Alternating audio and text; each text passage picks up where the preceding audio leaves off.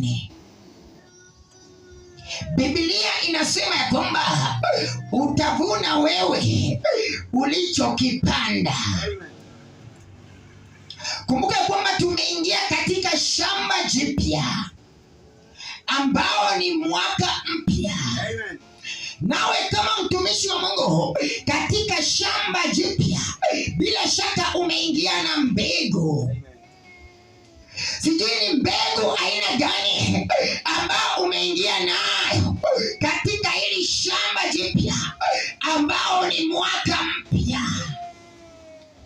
Biblia inaniambia kwamba wewe ambao umebeba mbegu kwa ajili ya mwaka huu mpya ambalo ni shamba jipya, inasema ya kwamba utavuna utakachokipanda.